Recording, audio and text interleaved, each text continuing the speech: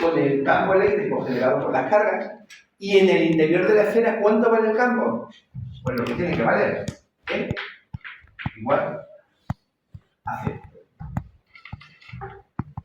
Entonces, la forma en la que se cancela el campo en el interior del conductor está relacionado con la redistribución de las cargas libres cuando se somete a un campo eléctrico externo. ¿Vale? Así es como consigue el conductor que el campo eléctrico del interior sea nulo. No es nulo por magia negra ni nada parecido. Es nulo porque hay una redistribución de las cargas en el conductor. Las cargas en la superficie compensan exactamente el campo externo y el campo del interior del conductor es nulo. ¿Vale? A eso muchas veces, si lo leéis por ahí, se le llama efecto apantallamiento. ¿Qué quiere decir efecto apantallamiento? Bueno, lo que quiere decir es que el interior del conductor no se ve afectado por el campo eléctrico externo. Si tú vas ahí y pudieras medir el campo eléctrico del interior, pues sería nulo. En eso se basa la famosa jaula de Faraday y demás, ¿vale? De eso hablaremos un poquito más adelante. Bueno, ya después de todo este rollo macabeo, ¿qué tiene que ver esto con el éxito partido simple? ¿Vale? ¿Qué tiene que ver eso con ese tiempo de relajación? Bueno, pues lo que tiene que ver es lo siguiente. El tiempo de relajación es una medida del tiempo que tardan las cargas en pasar de el estado en el que están repartidas en toda la esfera de manera homogénea a estar concentradas en la superficie de la esfera. Eso es el tiempo de relajación. ¿Vale? El tiempo de relajación es una medida del tiempo que tardan las cargas en redistribuirse por la superficie de esta esfera metálica. En general, se puede afirmar que ese tiempo en un conductor es extraordinariamente rápido. Muy rápido. De hecho, a efectos, digamos, de lo que nos interesaría a nosotros, eso es prácticamente instantáneo, ¿vale? En la realidad, si uno calcula el tiempo de relajación, una de las cosas que ve es que esto debe ser un poquito más complicado de lo que yo os estoy explicando, porque si fuera exactamente como yo os estoy explicando, las cargas se moverían más rápido de la velocidad de la luz, no puede ser, ¿no? Pero en general es muy rápido, es un proceso extraordinariamente rápido. Entonces, el tiempo de relajación es algo así como una medida de lo que tardan las cargas libres del conductor en redistribuirse para compensar el campo eléctrico externo. ¿Vale? Eso es el tiempo de relajación. Y es algo que fundamentalmente depende del material. Es decir, depende de sigma, que es una propiedad del material, la conductividad, y depende de épsilon, que es la permitividad eléctrica, que también es una propiedad del material. ¿Vale? Entonces, el tiempo de relajación está directamente relacionado con el tiempo que tardan las cargas libres en redistribuirse para, en este ejemplo concreto, colocarse en la superficie y, en definitiva, pantallar el interior del conductor. ¿Vale? Esa es una forma sencilla de entender qué significa el tiempo de relajación. Y claro, a la que uno se da cuenta de que normalmente la sigma tiene valores de varios millones, pues cuando te haces las cuentas del tiempo de relajación para un conductor, una de las cosas que descubres es que el tiempo que tardan las cargas en distribuirse es un tiempo cortísimo, ronda los femtosegundos, ¿vale? Básicamente instantáneo, a los efectos que a nosotros nos interesan. Bien.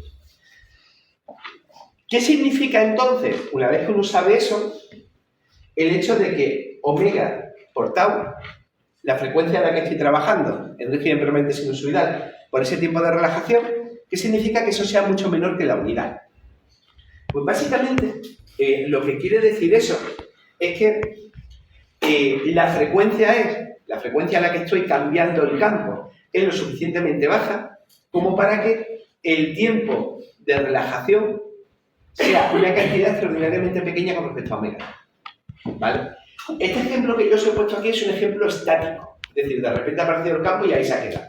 Pero en régimen permanente sinusoidal, el campo cambia, imaginaos, que es un seno que va cambiando positivo, negativo y pasa por todos los valores intermedios. Bueno, pues lo que quiere decir esta condición es que los cambios que se producen en el campo, porque estoy en régimen permanente sinusoidal, y esos cambios son básicamente los relacionados con la frecuencia omega, eso es mucho más lento que el tiempo que tardan las cargas libres en distribuirse por el material. Eso es lo que quiere decir. ¿Vale? Y eso, en un conductor, por ejemplo, se produce prácticamente para cualquier frecuencia razonable. Hay que subir mucho en frecuencia, ¿vale? Tienes que subir a frecuencias ópticas, a frecuencias muy, muy altas, para que un metal deje de comportarse de la forma habitual que nosotros entendemos, ¿vale? Que es que esa redistribución es prácticamente inmediata. Hay que subir muchísimo en frecuencia. Para todas las frecuencias típicas de radiofrecuencias, microondas, milimétricas, para todo ese rango de frecuencias, uno puede asumir que la corriente de conducción es mucho mayor que la corriente de desplazamiento. Es decir, para todo el rango de frecuencias típico en el que se suele trabajar en radiofrecuencias, microondas y milimétricas, en un conductor, esta condición se cumple siempre. ¿Vale? Pero claro, por el mismo hecho de que el tiempo de relajación depende de las características del material, diferentes materiales tendrán diferentes tiempos de relajación. O dicho de otra forma, el que esa aproximación sea válida o no depende de muchas cosas, pero desde luego depende del material que estoy considerando. ¿Vale? Así que, imaginaos un dieléctrico. Un dieléctrico se caracteriza básicamente porque o no tiene cargas libres o el número de cargas libres es extraordinariamente bajo. Entonces, es difícil pensar que en un dieléctrico esta aproximación pueda ser válida. ¿Por qué? Dice, hombre, porque en un dieléctrico la conductividad en esencia es muy baja, cero o próxima a cero. Y eso está relacionado con que en un dieléctrico pues no hay cargas libres.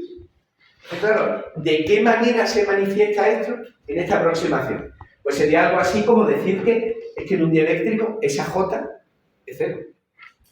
En un dieléctrico, de hecho en un aislante perfecto, no habría cargas libres y por lo tanto no habría Jotas, no habría corrientes.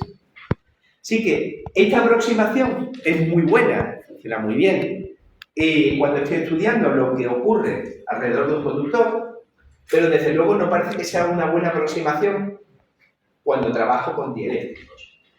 Y de hecho, en este ejemplo que tenéis aquí abajo, están hechas las cuentas de los tiempos de relajación para diferentes materiales. Se empieza con el cobre y se termina con la tierra húmeda. Todo esto siguen siendo conductores razonablemente buenos. Esto todavía no se acerca a un dieléctrico, a un aislante. Y aún así, fijaos que la frecuencia en la que es válida la aproximación baja de 10 elevado a 18 Hz a 7,2 MHz. Por lo que es lo mismo. Cuanto peor es la característica de conducción del material, menos válida es esa aproximación. Y por supuesto es válida en un rango de frecuencia cada vez más pequeño. ¿Vale? Entonces, primera conclusión de todo esto. Hay una ecuación de Maxwell, vamos a llamarla especial. Y es especial en el sentido de que a la derecha, como fuentes del campo electromagnético, aparecen dos sumandos. El primer sumando estaba ya en estática, el segundo sumando es propio ya de electrodinámica, de campos que varían con el tiempo. Bueno, pues ese segundo sumando se puede despreciar, puedes considerar que es mucho más pequeño que el primero en ciertos casos. ¿Cuándo? Pues básicamente cuando te haces las cuentas y ese número es más pequeño que ese. Y eso ocurre típicamente para los buenos conductores en un rango de frecuencias enorme, para los conductores que no son tan buenos en un rango de frecuencias más pequeños, y en general en un dieléctrico, nunca. Porque en el interior de un dieléctrico no hay cargas libres o hay tan pocas que es difícil que se pueda cumplir esa condición. ¿Vale? A despreciar ese término, esa derivada, la derivada de D con respecto de T, pero no despreciar la derivada de la primera ecuación de Maxwell, es decir, a cargarme solamente esta, pero no la de arriba, a eso se le llama cuasi-magnetostática. Claro, es que si me cargo la 2, estoy otra vez en estática, repitiendo lo mismo que os contaba ahí, no puede ser, no puedo cargar la 2. Entonces, a cargarme solamente la derivada de D con respecto de T en esa expresión, ¿vale? A suponer que eso es un número muy pequeño en comparación con la corriente de conducción, pero mantener la derivada de B con respecto de T que tenéis arriba, a eso se le llama cuasi-magnetostática. Es decir, no es magnetostática, ¿vale? Pero desde luego no es electrodinámica completa. Bueno, pues este tema está relacionado con tener en cuenta el comportamiento que tienen los sistemas físicos cuando los campos varían con el tiempo, pero solamente mantener en las ecuaciones de Maxwell la primera derivada, la que veis en la primera ecuación de Maxwell, pero no la segunda. ¿Vale? De eso va este tema. ¿En qué casos entonces es razonable utilizar la magnetostática? Mirad, como reglas generales, ¿vale? Luego ya no están los detalles, pero como reglas generales. Si yo estoy estudiando, por ejemplo, cuál es el efecto que tiene una corriente circulando a través de un hilo metálico que forma una espira, ¿vale? O que forma un solenoide o cualquier cosa parecida, eso puedo estudiarlo con la cuasi-magnetostática, eso puedo hacerlo, ¿vale? Si quiero estudiar el comportamiento capacitivo de un problema electromagnético, eso no puedo hacerlo con la magnetostática. Y ni siquiera con la cuasi-magnetostática. Es decir, el saber qué es lo que pasa cuando la corriente circula por un hilo, eso está muy relacionado con las Ls, con los inductores que estoy haciendo en circuito.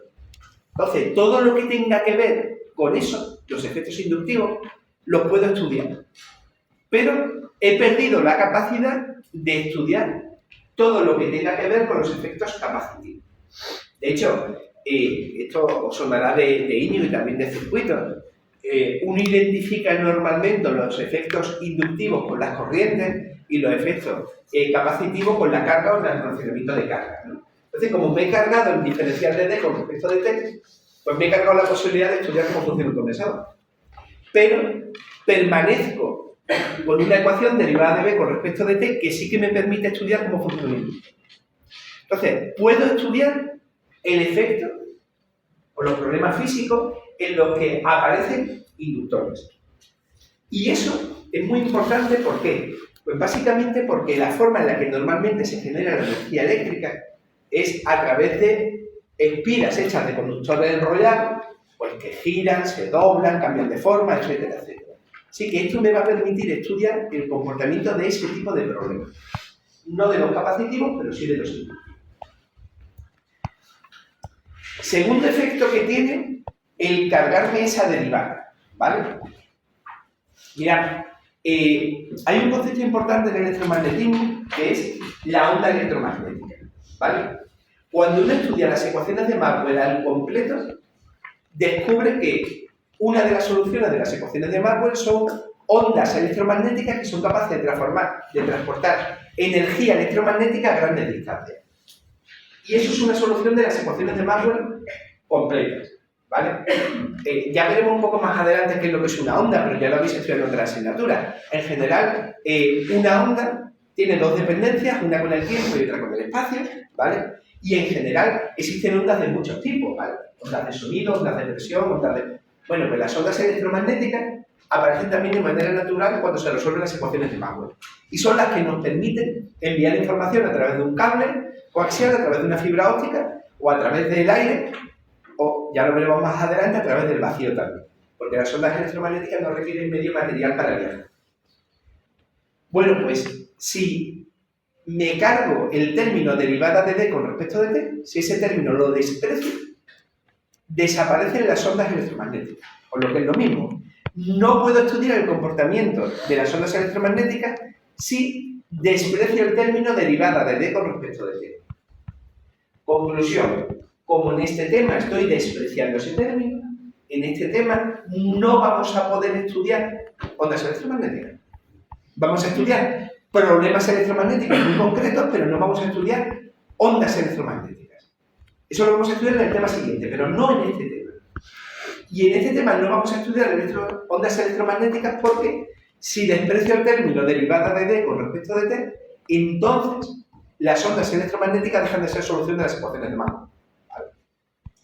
Es decir, una tontería. Tengo un conjunto de ecuaciones completo. Pues si le quito un cacho, pues ese cacho que le he quitado alguna consecuencia tendrá, porque si no, no estaría en las ecuaciones. Bueno, pues la consecuencia que tiene es que no vamos a poder estudiar el comportamiento de las ondas electromagnéticas.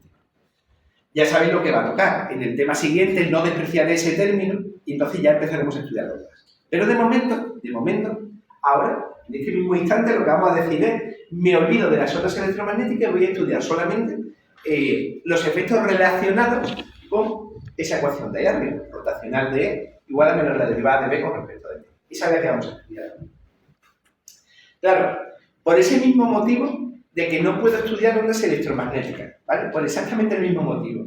Solamente voy a poder estudiar problemas electromagnéticos en los que todo lo importante aparezca o ocurra cerca de la propia fuente del campo electromagnético. ¿Vale? Bueno, ¿y eso por qué es así? Pues pensadlo. Las ondas electromagnéticas son las que transportan la energía electromagnética entre puntos muy distantes en el espacio. Pero como con la simplificación que he hecho no puedo estudiar ondas electromagnéticas, pues no voy a poder estudiar los problemas muy lejos de la fuente. Así que en este tema solamente se va a poder estudiar el efecto de los campos electromagnéticos muy cerquita de las fuentes. No voy a poder estudiar el efecto de los campos electromagnéticos muy lejos de la fuente, es decir, muy lejos de donde se produce el propio campo. Y eso tiene que ver directamente con el hecho de que, al despreciar el término derivada de D con respecto de T, no puedo estudiar ondas electromagnéticas, por lo tanto no puedo saber cómo se va a transmitir la energía electromagnética muy lejos del sitio donde se gira. ¿Qué cosas perdemos entonces cuando hago esta aproximación? Primero, no puedo estudiar efectos capacitivos. Segundo, no puedo estudiar problemas electromagnéticos muy lejos de las fuentes porque al despreciar ese término desaparecen las ondas electromagnéticas como tal. ¿Vale? Eso es lo que estoy perdiendo. Así que voy a estudiar en este tema problemas, básicamente problemas inductivos, en los que todo lo importante ocurre muy cerquita de la fuente. En eso me voy a centrar en este tema. ¿Hasta aquí más o menos todo bien? ¿Me seguís? Pues ahora lo que queda es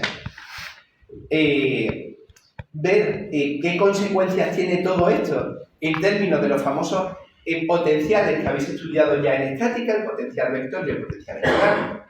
Y seguidamente, justamente a continuación, empezar a estudiar esa ecuación de ahí arriba y ver cómo esa ecuación de ahí arriba es una ecuación que de alguna manera te explica cómo funciona la inducción en problemas electromagnéticos. ¿Vale? Eso es lo que no quiero. Entonces, el primer paso va a ser, a partir de las ecuaciones de Maxwell, ver qué consecuencias tiene haber introducido la derivada de B con respecto de T. Eso no estaba en estática. ¿Vale? Vamos a ver qué pasa. Y vamos a ver qué pasa en relación con los potenciales. Vosotros habéis estudiado el potencial escalar y el potencial vector. Bueno, pues vamos a ver qué influencia tiene el introducir ese nuevo término en esos potenciales. Y lo segundo que vamos a hacer cuando hayamos terminado eso es estudiar la ley de inducción de Faraday, que es básicamente la ecuación de arriba a la izquierda. ¿Sí? Venga. Empezamos. Bueno, lo primero, siempre intento que veáis que gran parte de lo que yo explico en realidad ya lo ha explicado Íñigo. Lo que pasa es que a lo mejor Íñigo lo ha hecho con la aproximación estática y, claro, yo tengo que meterme en la parte dinámica de las relaciones con el tiempo, ¿vale? Pero en esencia, todas las magnitudes físicas y todos los conceptos lo habéis estudiado ya con Íñigo, ¿vale? No son nada especialmente nuevos. Entonces, lo primero que voy a recordaros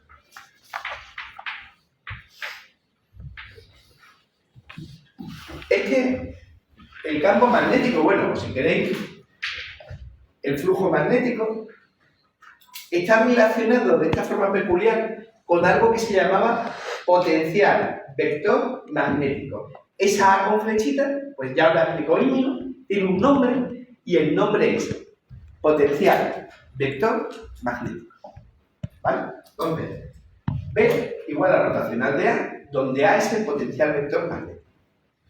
Bueno, sin meterme en mucho detalle, para los ingenieros, por lo menos lo que yo soy capaz de ver, la experiencia del teleco, los potenciales son simplemente útiles para hacer cuentas o resolver problemas. pero normalmente para el ingeniero de teleco lo que existen de verdad son los campos, ¿vale? Y los potenciales, pues son como una cosa extraña, un truco matemático que hace que ciertos problemas se resuelvan más fácilmente, ¿vale? Ese es el pensamiento típico del ingeniero de teleco, de hecho fue el pensamiento de la física durante mucho tiempo. Después llegó la electrodinámica cuántica, llegó Feynman y todos los demás, y entonces ellos dicen, los físicos que saben física de verdad, no como yo, que en realidad lo único que existe son los potenciales, que todo lo demás es un invento. Pero para el ingeniero de a pie, a nosotros lo que nos importa son los campos electromagnéticos. Y utilizamos normalmente los potenciales como una forma de resolver más fácilmente los problemas o de entender mejor cómo funcionan por dentro. Pero para nosotros no tienen como significado físico. Ya os digo que la realidad es más complicada y parece ser que lo único que tiene de verdad significado físico son los potenciales, pero a mí eso se me escapa. A ver, ¿por qué para los telecos lo que nos importa son los campos? Pues porque cuando tú tienes una antena y diseñas una antena, diseñas la antena para captar el campo eléctrico que ha generado la otra antena. Y cuando tienes un cable coaxial, generas el transmisor y el receptor, los creas para ser capaz de generar un campo eléctrico y recibir el campo eléctrico. Entonces, es muy difícil para un teleco decirle que los campos electromagnéticos no son los fundamentales, ¿vale? En cualquier caso, como tampoco quiero engañaros, sepáis que hay mucha controversia sobre la relevancia que tienen esos potenciales, ¿vale? Para mí, los uso normalmente como si fuera simplemente un truco matemático para que las cosas se hagan más fácilmente, parece ser que tienen más relevancia en la física de lo que parece. Bueno, ¿qué es lo que hay que hacer ahora? Pues en realidad lo que hay que hacer ahora es, uno coge esa expresión de ahí, que ya conocíais de electrostática, y esa ecuación que ya conocíais de electrostática, pues la sustituye en las ecuaciones de Maxwell, le tira para adelante, para adelante, para adelante, y dice, bueno, vamos a ver qué pasa. Bien. Cosas. Cuando uno sustituye esta expresión aquí arriba, le aparece el rotacional del rotacional de A, ¿vale? Y eso tiene una serie de propiedades, como esa propiedad que tenéis ahí arriba, que por supuesto no hay que saberse, ¿vale? Y que te permite trabajar con las expresiones, eso ya lo habéis visto ya en otra asignatura, trabajar con las expresiones de rotacionales y divergencia aplicando ciertas propiedades, ¿vale? Eso es básicamente matemática lo que veis ahí, ¿vale? Ahí no hay nada estrictamente físico. Lo primero verdaderamente físico que aparece es que para llegar a esta expresión, que es la expresión que yo diría es fundamental o sencilla de todo esto, para llegar aquí, hay que aplicar algo que los físicos llaman, pues eso nunca he sabido cómo pronunciar gauge, porque es una, creo que es una palabra francesa, no es inglesa, básicamente es una normalización, ¿vale? Resulta que cuando uno estudia teoría de campos, hay ciertas magnitudes que se pueden normalizar de manera arbitraria, no lo hace como quiera. Bueno, pues cuando uno trabaja en estática y también en cuasimagnetostática, uno puede fijar lo que llaman el gauge de Cauchy. Y el gauge de Cauchy es decir que la divergencia de A es 1. Ese gauge de Cauchy es simplemente un grado de libertad que uno tiene cuando trabaja con teoría de campos. Y en realidad es una cosa muy tonta, y es que si tú sustituyes A por A más divergencia de cualquier cosa, si tú haces esto, este nuevo potencial vector también cumple con esta ecuación, ¿vale? Entonces resulta que este potencial vector de aquí, que es el de antes, más el gradiente de C, donde C es una función escalar, resulta que tú metes eso ahí dentro y te sigue saliendo bueno. Básicamente porque el rotacional de la divergencia es 1. Entonces, igual que, ¿os acordáis cuando se resuelven las integrales que siempre aparece un más C? Bueno, pues ahora imaginaos eso, 1.000.000 de veces, más complicado con cálculo vectorial. Pues resulta que esa C que tú pones normalmente cuando calculas una integral y que lo hacéis desde el instituto y ya sabéis que tiene que ver con que cuando haces una derivada las constantes desaparecen, eso es exactamente lo mismo que esto de aquí. Lo que pasa es que esto es con cálculo vectorial, que es un poquito más complicado. Entonces, hay múltiples formas diferentes de definir los potenciales vectores. Hay muchas, muchísimas. Bueno, pues, de todas las que hay, habrá que escoger una, porque si no, no hay forma de avanzar. Bueno, pues la forma en la que típicamente se escoge una de la electrostática es lo que llaman el Gauss de Cauchy, que es simplemente hacer que la divergencia de ese ángulo. ¿Vale? Pero conceptualmente es lo mismo que la constante que hacéis a las integrales cuando la resolvéis. ¿Vale? Hay muchas soluciones posibles, tienes que escoger una. Pues cuando uno resuelve integrales, pues dice, venga, pues C valga 0. O C tiene que valer lo que quiera que haga falta para que se cumpla una condición de contorno, cualquier cosa. Bueno, pues eso es exactamente lo mismo que se hace. Entonces, la elección del potencial vector tiene un cierto grado de arbitrariedad. No digo que sea completamente arbitrario, pero tiene un cierto grado de arbitrariedad. Y la relevancia de todo esto está en llegar a una ecuación como esta de aquí. ¿Por qué? Porque esa ecuación de ahí, le gusta a los físicos. Y esa ecuación de ahí le gusta a los físicos, se llama ecuación de Poisson. Porque es una ecuación que ya conocían de, por ejemplo, cuando estudiaban el calor. ¿Vale? Cuando uno estudia la ecuación del calor, le aparecen ecuaciones como esa. Y esas ecuaciones se entienden y se saben resolver. Así que la gracia de utilizar justamente el Gauss de Cauchy es llegar a una expresión como esta. ¿Vale? Esa expresión de ahí, la gracia es que se puede resolver, es conocida la solución. No digo que sea fácil solucionarlo, pero tiene solución conocida. Y la solución conocida que tiene, que una vez más todavía se parece mucho a la solución de electrostática, es algo así como lo siguiente. Esa ecuación de arriba horrorosa de la derecha se puede ver muy fácilmente. El potencial vector es la suma de todas las fuentes divididas por la distancia. Eso es lo que pone ahí arriba. Lo que pasa es que lo pone con 3 gusanillos, una V, flechas y demás, y parece como muy difícil. Pero en realidad, lo que dice la ecuación esa de ahí arriba es que si tú quieres calcular el potencial vector, lo único que tienes que hacer es sumar todas las fuentes y dividirlas por la distancia. ¿Vale? Entonces, ¿cuáles son las fuentes del potencial vector? Dice la J. Bueno, pues, si tú sumas todas las J y las divides por la distancia, eso básicamente lo que te da es el potencial vector en cualquier punto del espacio. Mira, las expresiones son complicadas, hay que saber mucha matemática, puede que esa integral sea muy difícil de resolver, hay miles de inconvenientes a la hora de hacer las cosas en la práctica, pero lo que tenéis que intentar siempre, al menos en la parte conceptual, es entenderla. Entonces, si uno se deja avasallar por una ecuación complicada, termina no entendiendo las cosas. Pero si uno lo simplifica a lo fundamental, las cosas no son tan difíciles. ¿Cuál es la fuente? ¿Cuál es la fuente del potencial vector? Dice, hombre, yo me voy a la fórmula de la izquierda y en esa fórmula veo que la única fuente que tengo son las J. Acordaos de que he cancelado la derivada de t con respecto de t, por eso solo me quedan las J. Bueno, pues entonces, ¿cuál será la solución al problema? Dice, suma usted por las J. Dice, bueno, pero no será lo mismo que la J esté cerca o que la J esté lejos. Yo tiene usted razón. Sume las J divididas por la distancia. Eso es lo que aparece ahora. Bueno, esa ecuación que aparece ahí arriba solo es válida en cuasi estática y recibe el nombre de potencial vector instantáneo. Y esa fórmula es fácil de entender, ¿vale? Por lo menos de la forma en la que yo la interpreto, que suma todas las fuentes, básicamente, y la distancia. Y es una fórmula fantástica si no fuera porque es mentira, ¿vale? ¿Y por qué es mentira? Hay un detallito pequeño, pero que es importante. Todos entendéis que si una fuente está muy lejos de ti, te va a llegar con menos amplitud. Ese es el 1 partido por la distancia. Yo creo que eso lo entendéis todo porque se entiende. Si yo me voy a hablar más lejos, pues se escuchará más flojito. Eso lo entiende todo el mundo. Pero hay otra cosa que también sabéis todos y que no está metida en esa fórmula. Por esa fórmula solamente es válida en cierto rango de situación, no es válida siempre. Si yo me voy muy lejos, me escucháis más flojito. Pero si me voy lo suficientemente lejos, también me escucháis más tarde. En el sentido de que las ondas electromagnéticas viajan a una velocidad finita.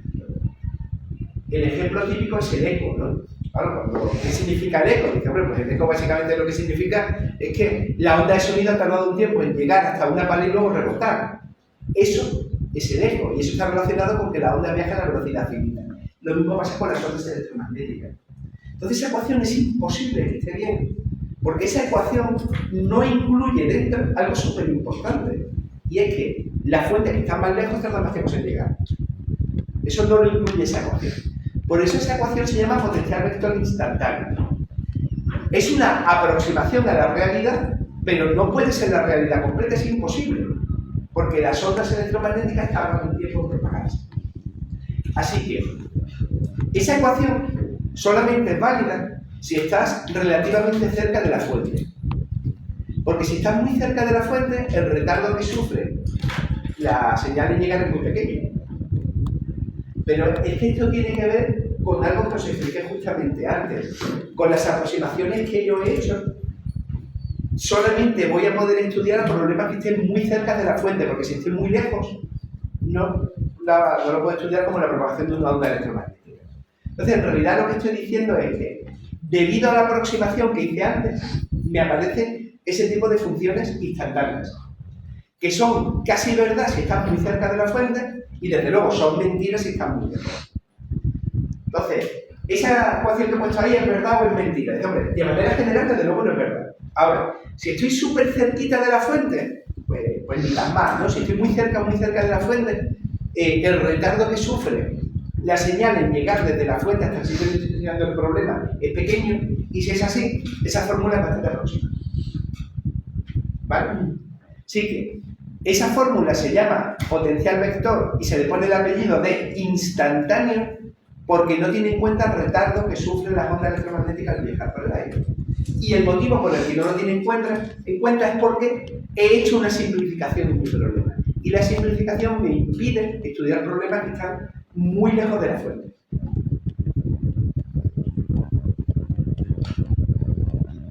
Bien, de momento me seguí. Da tiempo a pillar los apuntes y a todo, me seguí viendo, ¿verdad? Si en algún momento voy muy rápido, pues me hacéis así, tú me haces así, y yo voy más lento. Vale. Bueno, haciendo algo parecido a lo que se ha hecho arriba, ¿vale? En esencia lo mismo, puedo seguir este camino de aquí abajo, ¿vale? En esencia lo mismo, es decir, vuelvo a aplicar que B es el rotacional de A. Pero ahora sí que aparece una diferencia que no es pequeña con respecto a la que habéis estudiado en electrostática. Y es que en electrostática este término era igual a 0. En electrostática el campo eléctrico era irrotacional, que significaba que no se podía. ¿Ahora? Pues venga, seguimos 10 minutillos. Simplemente como una suma ponderada por la distancia de la fuente.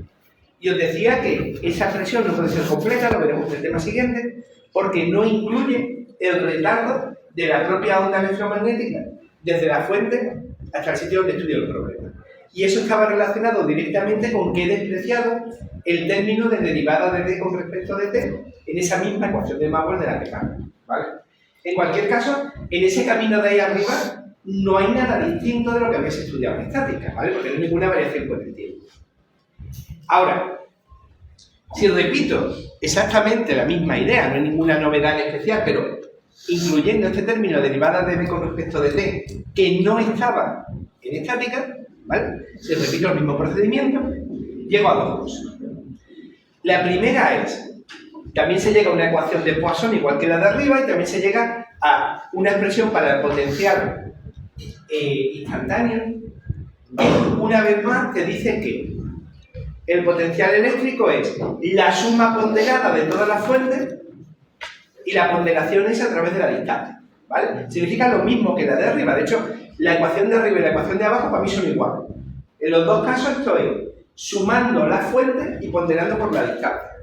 Lo que pasa es que la fuente del potencial vector, en este caso, es básicamente las J, y aquí abajo la fuente del potencial eléctrico son las cargas, ¿vale? Y de hecho, esto es la densidad volumétrica de carga. Pero a nivel conceptual, lo de arriba y lo de abajo es lo mismo, ¿vale? El potencial es la suma ponderada por la distancia de todas las fuentes, ¿vale? No hay mayor diferencia. Bueno, ¿y dónde aparece entonces la diferencia fundamental de ese término de derivada con respecto de t? Pues aparece justamente en la relación que hay entre el campo eléctrico y los potenciales. En electrostática estudiasteis que el campo eléctrico era irrotacional, que era lo mismo que decir que el rotacional era nulo. Y eso a su vez implicaba de manera natural que el campo eléctrico se podía poner como el gradiente de un escalar, y ese escalar era precisamente V, ¿vale? Potencial eléctrico. Eso es lo que estudiasteis en estática, y eso es correcto en estática. Pero claro, si tienes en cuenta las variaciones con el tiempo, la cosa cambia, porque ahora el campo eléctrico no es irrotacional, es decir, el rotacional del campo eléctrico no es nulo, y el campo eléctrico se relaciona con los potenciales con una expresión que tiene dos sumandos. El primer sumando es el mismo que en estática, esto no ha cambiado, pero el segundo sumando es la derivada de A con respecto de T. Claro, ese segundo sumando, ¿por qué no lo veíais en estática? No lo veíais porque no lo podíais ver. En estática no había variaciones con el tiempo. Entonces, en electrostática, ese sumando no es relevante. Y el campo eléctrico se obtiene directamente calculando el gradiente del potencial eléctrico. Sin embargo, ahora la cosa es un poquito más complicada. ¿Por qué? Pues porque se permiten variaciones con el tiempo. Entonces, el potencial vector puede variar con el tiempo, y que el potencial vector varíe con el tiempo hace que el campo eléctrico ya no dependa solamente del potencial eléctrico, sino que también depende del potencial vector, a través de la derivada del potencial vector eléctrico. Esto es fundamentalmente la diferencia, ¿vale? ¿Por qué? Porque todo lo demás que veis aquí, todo es idéntico a lo que ya visteis en electrostática, no hay ningún cambio. La única diferencia fundamental es este término, que si uno va hacia atrás, descubre que viene de aquí, y que básicamente es algo que se despreciaba de la electrostática, porque no había variaciones con el tiempo. Así que, resumen muy rápido, sigue habiendo funciones de potencial que son interesantes a la hora de resolver los problemas en algunas ocasiones. Los potenciales que aparecen siguen siendo los mismos que se estudiaron en estática: el potencial eléctrico, que es un escalar, y el potencial vector magnético, que es un vector, por eso se llama así. Calcular la solución de un problema en cualquier punto del espacio es simplemente sumar las fuentes en todos los puntos del espacio dividiendo por la distancia, ¿vale?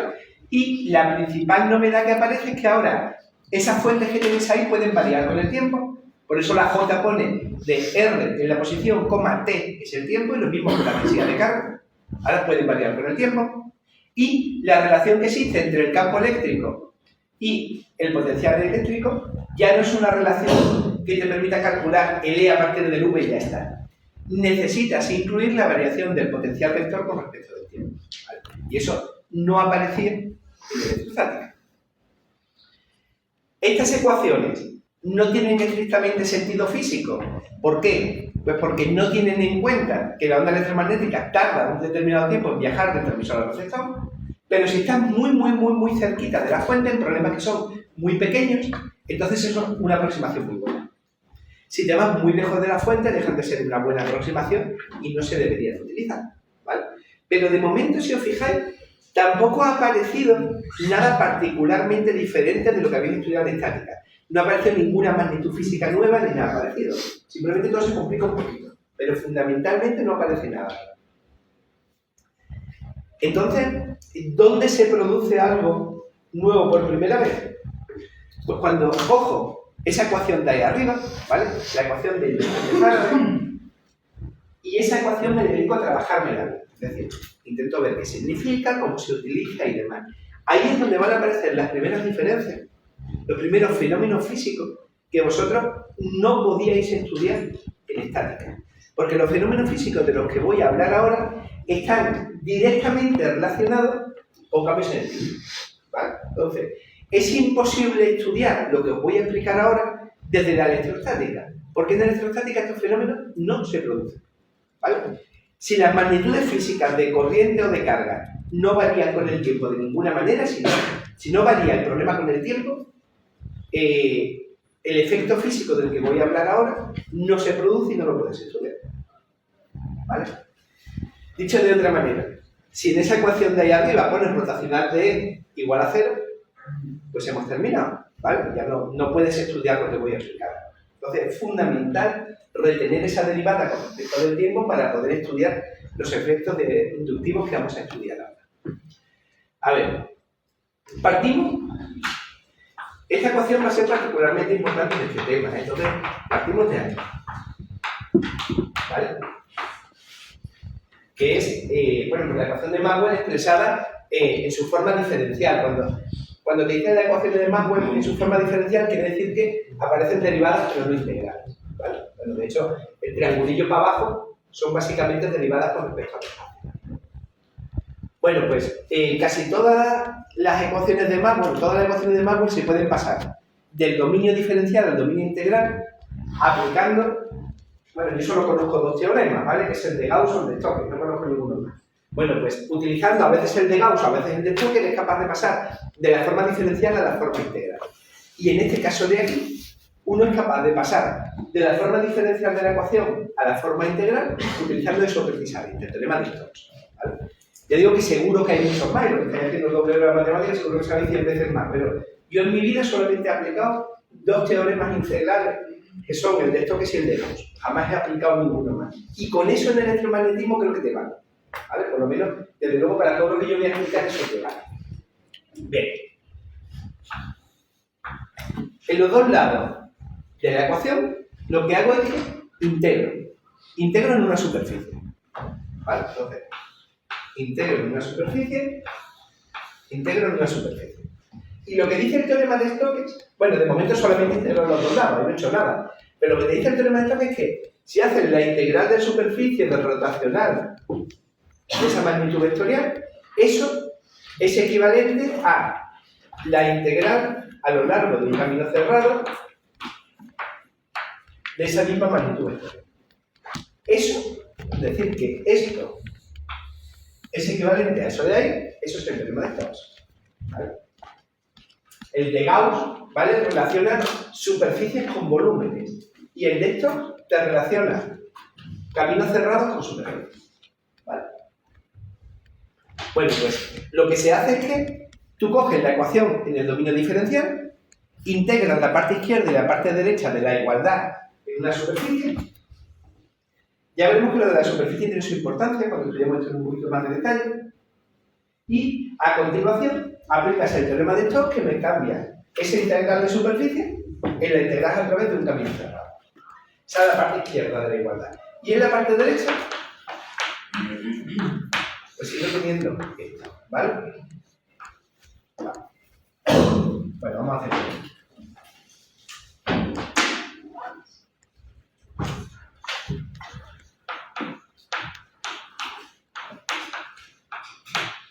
Vamos a empezar. Es el primer paso.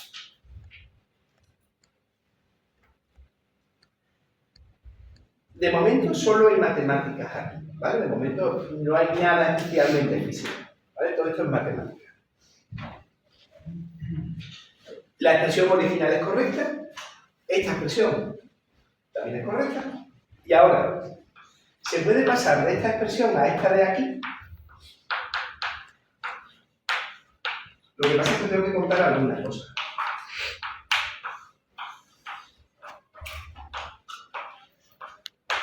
¿Vale? Para pasar de la expresión de la izquierda a la expresión de la derecha, he hecho trampa. ¿Qué trampa he hecho? Me he llevado la derivada fuera de la integral. ¿Eso se puede hacer o no se puede hacer? Pues la respuesta es, en principio, la respuesta es, depende. Si la superficie en la que estoy integrando no cambia con el tiempo, entonces no hay ningún problema en llevarme la derivada fuera.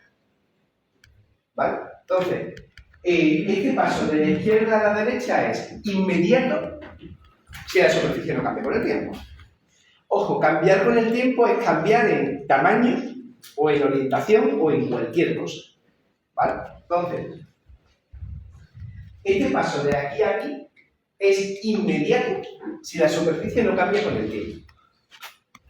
Bueno, pues resulta que se puede demostrar, aunque yo no lo voy a hacer, pero si alguien está interesado le digo cómo se hace, se puede demostrar que esta expresión de aquí es general, incluso aunque la superficie cambie con el tiempo. Pero para eso, para demostrar que de manera general eso es verdad, la demostración es un poquito más complicada. Hay que utilizar la fuerza de Lorentz, es un pelín más difícil. Entonces, yo me voy a conformar con que veáis que si la superficie no cambia, la derivada me la puedo llevar fuera. Y me tenéis que creer cuando os digo que esa expresión es verdad, incluso aunque la superficie cambie con el tiempo. Y no hago la demostración simplemente porque la demostración es un poquito más larga, ¿vale? Un poquito más complicada. Entonces, ya digo, si alguien tiene interés, le digo cómo se hace. Me pasa por el despacho y le digo cómo se hace. Simplemente que tienes que aplicar la fuerza de Lorentz y una cosa. Se llena una pizarra para hacerlo, ¿vale? O media pizarra, es un poquito más larga. Pero lo verdaderamente importante es que esta expresión que tenéis arriba a la derecha, es una expresión que en general es válida siempre. ¿Vale? Entonces, esa expresión que tenéis ahí arriba es muy importante porque es la que de alguna manera justifica lo que os decía al principio de la clase. Cómo se genera la energía eléctrica hoy día a nivel mundial. 99,9% de la energía que se produce utilizando esa ecuación de E. Gracias a que esa ecuación existe, se produce energía eléctrica de forma relativamente sencilla. Entonces, antes de continuar dándole vueltas a la expresión, lo primero es intentar entender también un poquito la matemática que hay detrás, porque en esa expresión aparece una integral, un gusanillo con un círculo en medio, ¿vale? En un lado, y en el otro aparece una integral de superficie, y aparece un diferencial de superficie con flechitas. Entonces, al final esas cosas tienen su importancia, es decir, no solo nomenclatura matemática o jerga matemática, sino que al final todo eso tiene algún significado físico que es el que vamos a ver. Entonces, lo que es la matemática es aplicar el teorema de Stokes, sacarte la derivada afuera, suponiendo que la superficie es constante, aunque ya digo que la expresión es general, ¿vale? Esa es la parte matemática, estrictamente hablando. Y ahora lo que vamos a intentar es entender cuál es el significado de esa expresión. Y lo vamos a intentar entender en base a razonamientos físicos, ¿vale? A cosas que atraviesan las cosas que se mueven, cosas que apuntan en una determinada dirección, ¿vale? Razonamiento básicamente físico. Bien, empezamos. Integral de superficie de B por diferenciales, ¿vale? Insisto en que muchas de estas cosas ya las habéis estudiado con Íñigo, con lo cual yo creo que debería ser más fácil entenderlas. Pero si en algo muy rápido me paráis, ¿vale? Y lo vuelvo a decir, porque a veces estas cosas no entran a la primera. Integral de B por diferencial de S. Esto de aquí. ¿Eso qué es lo que es? Pues mirad, en física en muchas ocasiones aparecen expresiones de este tipo, en la que hay una cantidad integrada en una superficie, pero además con una circunstancia especial, y es que esto es un vector y eso también es un vector. Cuando te aparecen expresiones de ese tipo, una integral de superficie en la que la superficie es un vector, es decir, está orientada, y esto también es un vector, eso típicamente se conoce como flujo. Te mide la cantidad de una magnitud física que atraviesa una determinada superficie, ¿vale? Y además, en esta definición de flujo, es particularmente importante darse cuenta de que las magnitudes son vectoriales, ¿vale? No es superfluo el que eso tenga una flecha y eso tenga una flecha, ¿vale? Eso es particularmente importante. ¿Por qué? Porque lo que te mide esa expresión, cuando uno la calcula, es, resumiéndolo mucho, la cantidad de líneas de campo que atraviesan la superficie y además orientadas de la forma correcta, ¿vale? Por eso están las flechitas ahí. Pero eso parece muy difícil. Vamos a algo más fácil. ¿Por qué hace frío en invierno y calor en verano? ¿No? Eso debería ser más fácil. Entonces, cuando uno es pequeño, mi niño pequeño creía que hace más calor en verano y más frío en invierno porque la Tierra está más cerca del Sol en verano y está más lejos en invierno. Eso es mentira, ¿vale? No tiene nada que ver con la cercanía o la lejanía de la Tierra al Sol el que haga. Me estoy refiriendo al hemisferio norte, ¿vale? Que es donde vivimos. Calor en verano y frío en invierno. No tiene nada que ver con eso. Lo que justifica que hace calor en verano y frío en invierno es esta ecuación de aquí, es el flujo. La Tierra gira alrededor del Sol y a su vez está inclinada con respecto al giro alrededor del Sol. Es decir, la Tierra no tiene un eje paralelo al giro de traslación, sino que está ligeramente inclinada. ¿vale? Bueno, pues si uno piensa cómo se calienta la Tierra, pues la Tierra se calienta básicamente porque llegan los rayos del Sol. Y los rayos del Sol, ¿vale? Desde el Sol hasta la Tierra. Y como se propagan en el vacío, tampoco estamos tan lejos ni tan cerca, porque aunque no es completamente circular la trayectoria de la Tierra alrededor del Sol, pero tampoco es demasiado elíptica, la distancia no influye mucho en el número de rayos de Sol que llegan a la Tierra. El número de rayos de Sol que llegan a la Tierra es aproximadamente el mismo en verano que en invierno. ¿Qué es lo que pasa? Pues que si los rayos de Sol llegan a la Tierra y vienen perpendicular, haces así, el flujo es máximo. Pero si la Tierra está así, el flujo es cero. Bueno, la Tierra no hace esto tan marcado, ¿no? Pero sí que es cierto que en ocasiones está orientada de manera que el flujo es máximo y en otra ocasión está orientada de manera que el flujo es mínimo. Es decir, este módulo, el módulo de B, solo es la mitad de la historia. La otra mitad de la historia es el ángulo que forma B con el diferencial de S. De manera que el calor y el frío de la Tierra, lo importante no es la distancia a la que te encuentres del Sol, es el ángulo que forma la Tierra con respecto a los rayos que le llegan del Sol. Y eso cambia en verano y en invierno, bueno, y también cambia en el hemisferio norte y el sur, ¿no? Entonces, la gracia que tienen las expresiones de flujo como esta es que de manera inherente ahí hay un B por S por el coseno del ángulo que forma. Entonces, para que el flujo sea grande o sea pequeño, no basta con que B sea grande, no basta con que S sea grande. Es que el ángulo que forman entre ellas más que vale que sea cero. Entonces, cuando apuntan el B y el S en el mismo sentido, la suma de esa integral es máxima. Y cuando están a 90 grados, la suma de esa integral es 0. Y en cualquier caso intermedio, por lo que quiera que dé el coseno correspondiente. ¿Vale? Así que el cálculo del flujo, el cálculo de la integral del flujo, tiene como parámetros importantes la superficie por la que estás integrando, eso es importante. La magnitud que tiene la cantidad que estás integrando, pues no me ha jodido, también es importante. Pero desde luego es importante el ángulo que forma la superficie con la magnitud física que la está atravesando. Entonces nunca se debe olvidar el carácter vectorial que tienen los fluxos.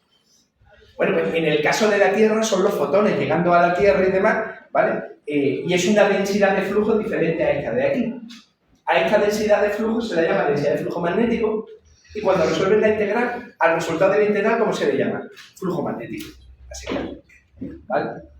Entonces, la parte derecha de esa integral lo que te está diciendo es cómo varía el flujo magnético que atraviesa la superficie. Eso es lo que dice la mitad de la derecha. ¿Vale? Cómo varía el flujo magnético que atraviesa la superficie que estoy considerando. ¿Vale? Bien. Aparece un signo menos que después os explicaré mejor, pero que ya habéis estudiado, se llama ley de Lenz, y eso antes se estudiaba en el cole, yo creo que se seguirá estudiando en algún sitio, ¿vale? Que de alguna manera tiene el mismo efecto que la inercia en la masa, ¿vale? La inercia sabéis lo que es, ¿no? Cuesta más trabajo mover algo que pesa mucho que algo que pesa poco, cuesta más trabajo parar algo que pesa mucho que parar algo que pesa poco, eso se llama inercia. Bueno, pues ese signo menos es básicamente el concepto de inercia aplicado al electromagnetismo. Bueno, es básicamente eso, luego lo veremos más en detalle. Se llama ley de Lenz.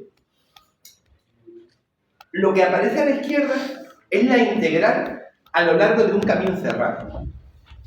Claro, yo tengo una superficie y esa superficie tiene un contorno. Bueno, pues la integral a través de ese camino cerrado, lo que estoy diciendo es que voy a calcular la integral del campo eléctrico a lo largo de todo ese camino cerrado que tenéis aquí.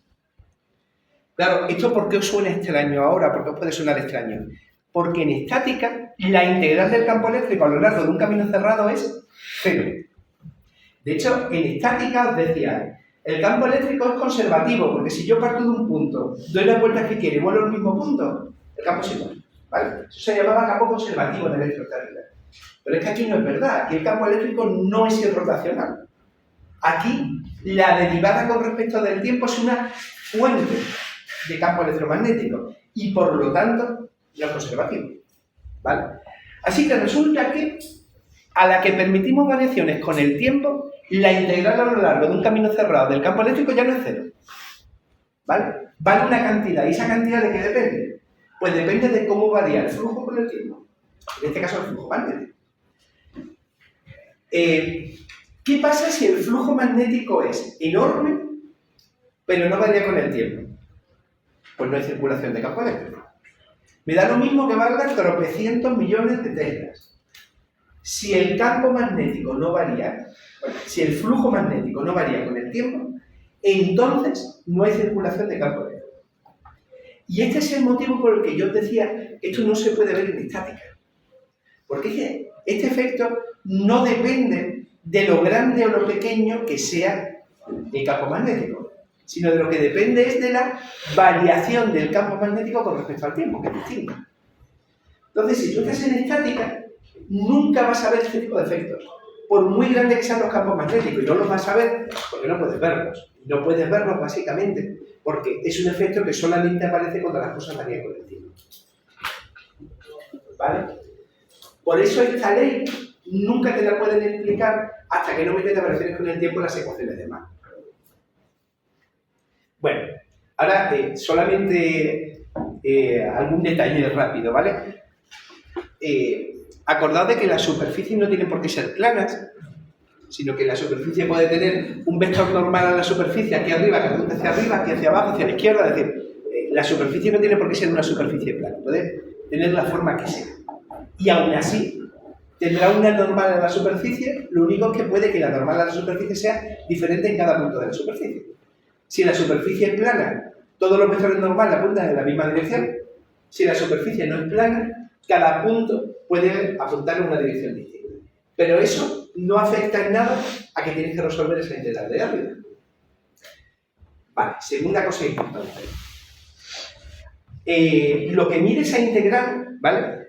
Lo que veis aquí, es básicamente lo que se llama el flujo neto. Bueno, ¿qué quiere decir eso del flujo neto? ¿Sabéis la diferencia entre el bruto y el neto de algo? Si yo gano 1.000 euros y me gasto 500, ¿cuánto me quedan en el bolsillo? 500, ¿no? ¿Vale? ¿Por qué? Pues porque lo que gano tiene un signo más y lo que gasto tiene un signo menos. Aquí pasa igual. Si tenéis líneas de campo que atraviesan la superficie en un sentido y líneas de campo que la atraviesan en sentido contrario, unos tienen sentido positivo, otros tienen sentido negativo, y lo que te da la integral es la suma de todos los positivos menos la resta de todos los negativos, es decir, te da el neto, ¿vale? Así que lo que te calcula el flujo es suma todo lo que atraviesa la superficie en cualquier sentido, ¿vale? Y simplemente tienes que tener cuidado de que como son vectores, si va en un sentido, pues tiene valor positivo, si va en sentido contrario, tiene valor negativo. Y al sumarlo todo, lo que te da es el resultado neto de toda esa cuenta, ¿vale? En el ejemplo de antes, pues si gano 1.000 euros y gasto 300, pues el neto que me queda, ¿cuántos son? 1.000 menos 300, 700, ¿vale? Eso es lo que me da el flujo. Es decir, el flujo suma todas y cada una de las líneas de campo que atraviesan la superficie con su signo, ¿vale?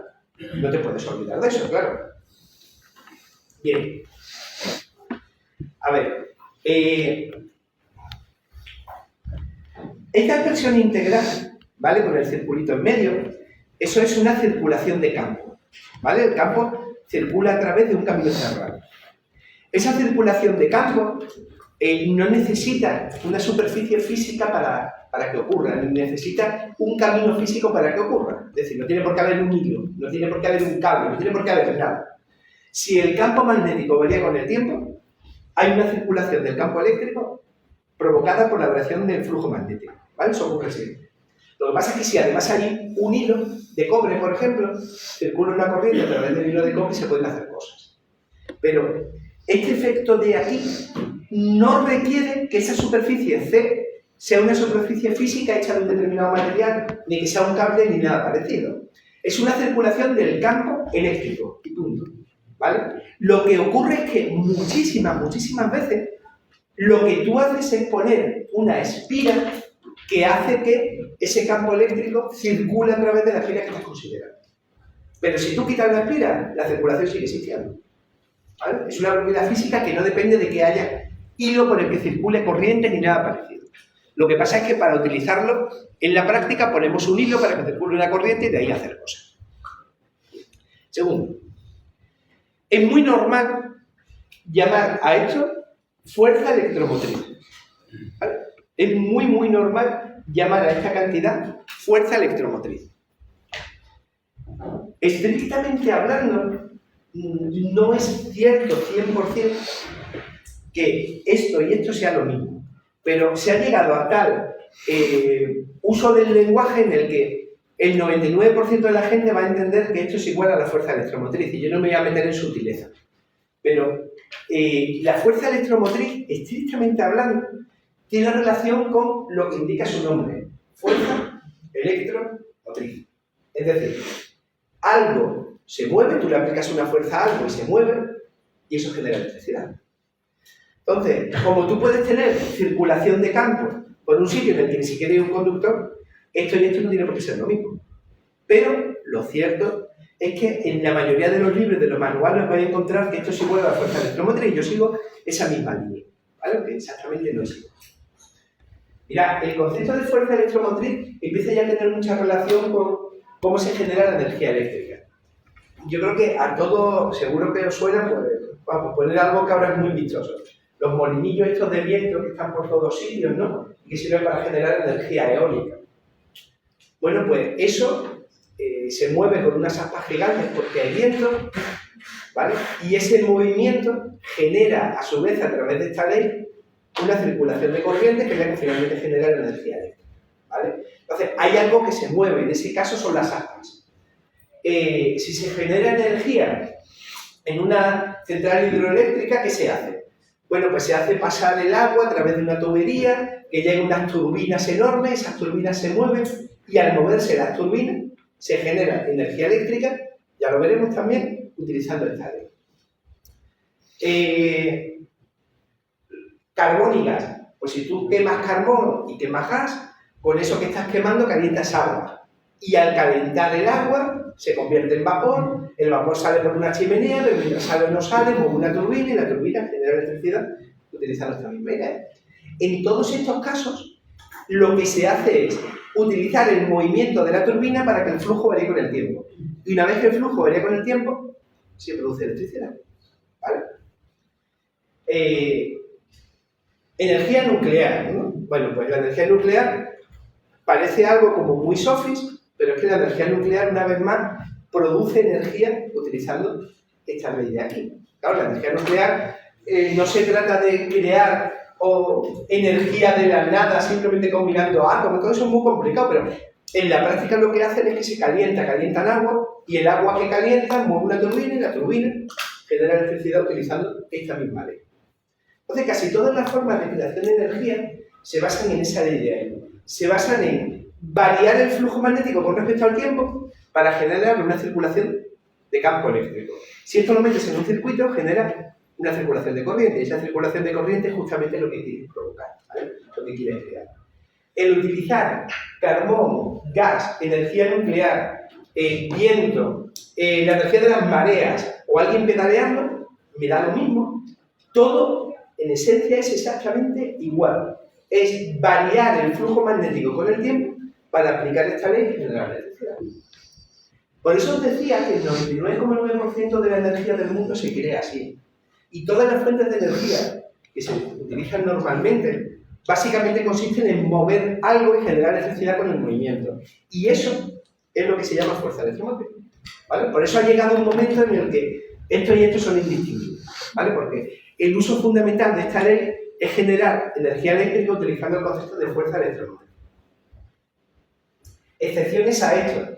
La energía solar fotovoltaica no mueve nada, ¿vale? En la energía solar fotovoltaica sí que hay generación de energía eléctrica directamente a partir de los fotones que llegan sin que se mueva absolutamente nada. Entonces, la energía solar fotovoltaica es creación de energía eléctrica sin esta ley. Pero claro, ya os imagináis ahora mismo por dónde andan los números. Del 100% de energía que se crea en el mundo, ¿cuál es la fracción que se genera por energía solar fotovoltaica? Pues sigue siendo muy, muy baja. Entre otras cosas porque la eficiencia es muy baja de la célula solar. Entonces, esta es la forma en la que se crea energía hoy día en el mundo. Pero, si me apuras, si tú moviendo algo puedes generar una corriente eléctrica variable con el tiempo, pues una corriente eléctrica variable con el tiempo puedes conseguir que algo se mueva, ¿vale? Esos son los motores eléctricos. Entonces, ¿hacia dónde nos movemos? Pues nos movemos hacia coches eléctricos en un momento u otro. Bueno, pues eso también se basa en esta ley. Simplemente, en el caso del motor eléctrico, lo que hace es que tiene la energía eléctrica almacenada en una pila y este término es el que termina provocando que se produzca el movimiento, que se mueva la rueda. Entonces, esta ecuación es más importante de lo que parece, porque justifica de dónde viene toda la energía eléctrica del mundo, prácticamente toda, y desde luego justifica hacia dónde nos vamos a mover en el futuro en forma de movilidad, ¿vale? De luego, movilidad terrestre, todo tiende hacia lo eléctrico. Y todo se basa en esa expresión, ¿vale? La ley de inducción de Faraday. Y por eso es importante. Bueno, a ver, ya para terminar con esto, una cosa importante que no he dicho, las unidades de esto son voltios. A ver, yo creo que se ve. ¿Cuáles son las unidades del campo eléctrico? Voltios partido por metro. Entonces, voltios partido por metro multiplicado por metro, pues da voltios. Entonces, la fuerza electromotriz se mide en voltios. Aclaro esto porque el nombre puede ser misleading. Como es fuerza, cuando alguien piensa que son newtons. No. ¿Vale? Las unidades son voltios. Y se ve directamente de aquí. ¿Vale? Voltios partido por metro multiplicado por metro, ¿cuál es el resultado? Bueno. ¿Sí? ¿Bien de momento? Venga, seguimos. Venga, primer ejemplo. Bueno, pues el primer ejemplo que vamos a ver es el más sencillo que a uno se le puede ocurrir, que consiste en lo siguiente. Tenemos una espira conductora. Una espira conductora es básicamente un trozo de cable, ¿vale? Un trozo de cobre, que tal y como yo lo he dibujado ahí, probablemente mal dibujado, es un trozo de cable más o menos circular, ¿vale? De hecho, describir una figura circular. La forma da igual, ¿vale? La forma no es relevante.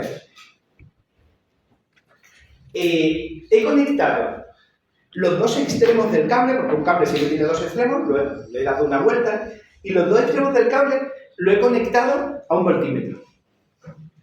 ¿Por qué lo he conectado a un voltímetro? Bueno, porque el voltímetro me cierra el circuito y me puede informar sobre la corriente que está circulando. Y si conozco la resistencia, pues la tensión que está circulando por ese. ¿Vale? Entonces, desde el punto de vista experimental tengo un hilo de cobre doblado así en forma de círculo y un voltímetro en el que conecto los dos extremos del cable. Vale. Más cosas que necesito para este experimento. Bueno, pues necesito un campo magnético que atraviese la superficie.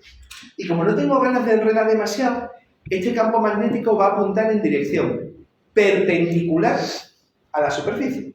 O lo que es lo mismo, el campo magnético apunta en la misma dirección que el vector normal a la superficie.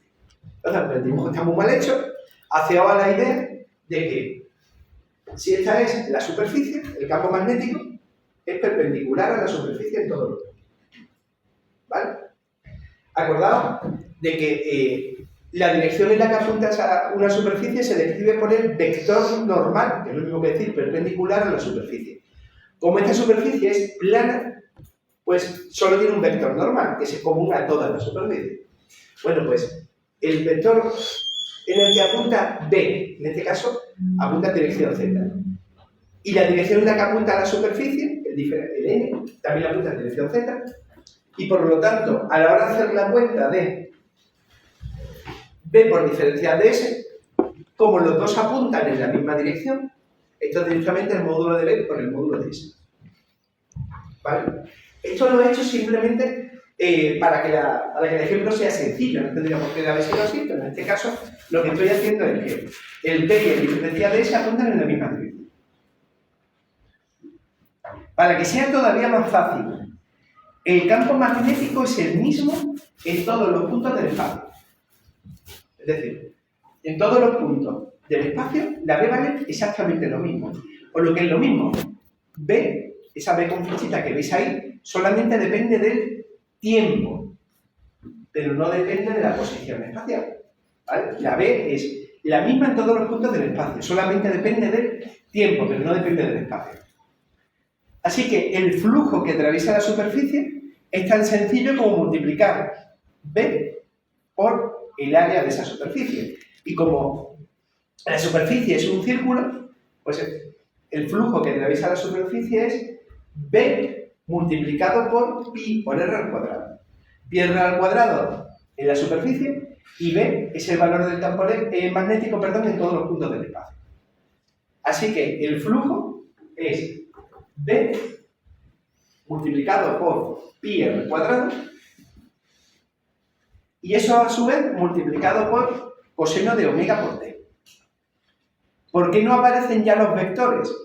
Pues no aparecen los vectores porque cuando multiplico b con flechita por diferencial de s con flechita, el resultado de esa multiplicación es un escalar.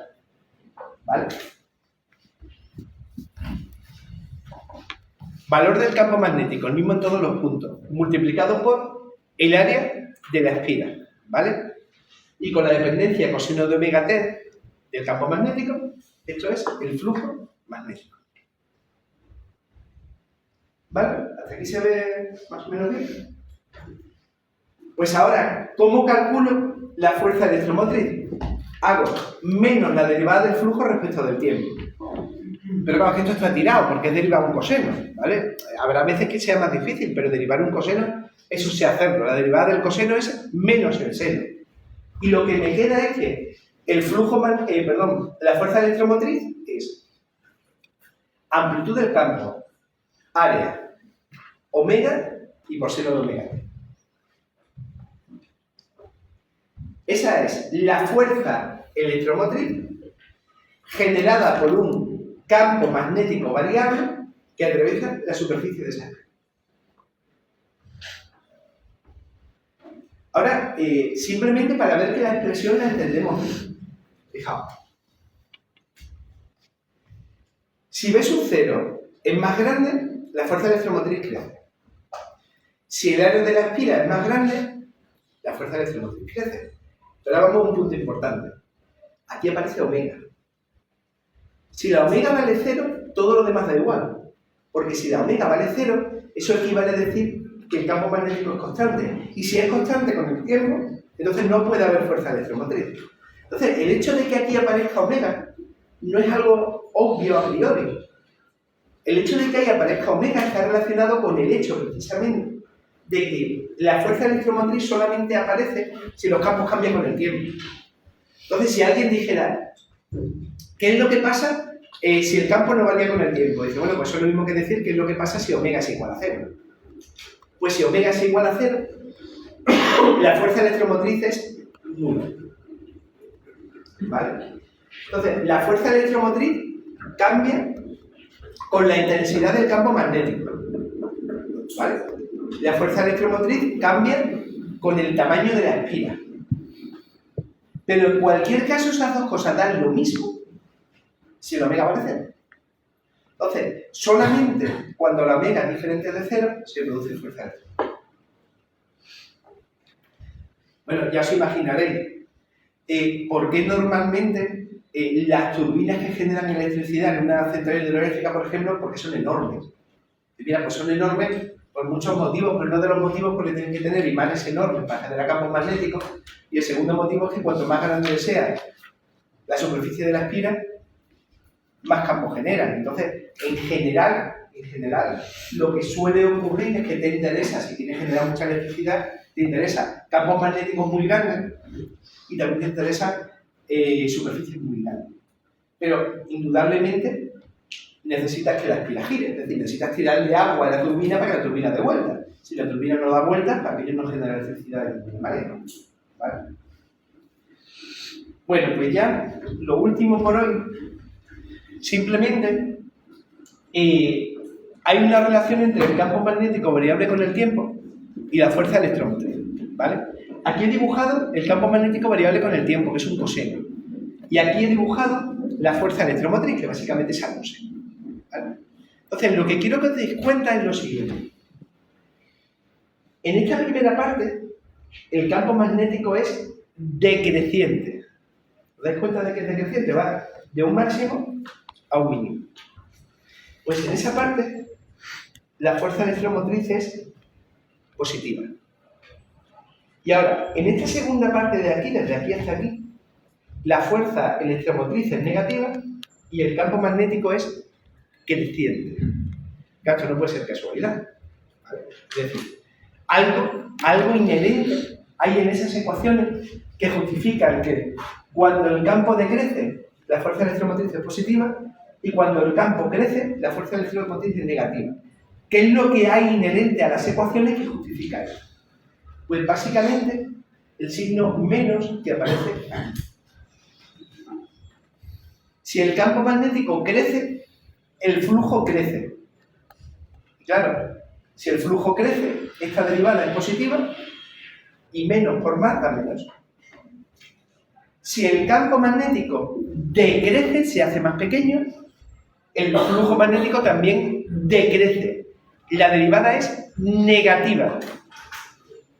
Y la fuerza electromotriz, por lo tanto, es positiva. ¿Vale? Bueno, pues el siguiente día os hablaré un poquito más sobre qué consecuencias tiene ese signo menos y qué es lo que significa la ley de Lenz, ¿vale? Porque tiene su relevancia. Pues lo dejamos aquí y...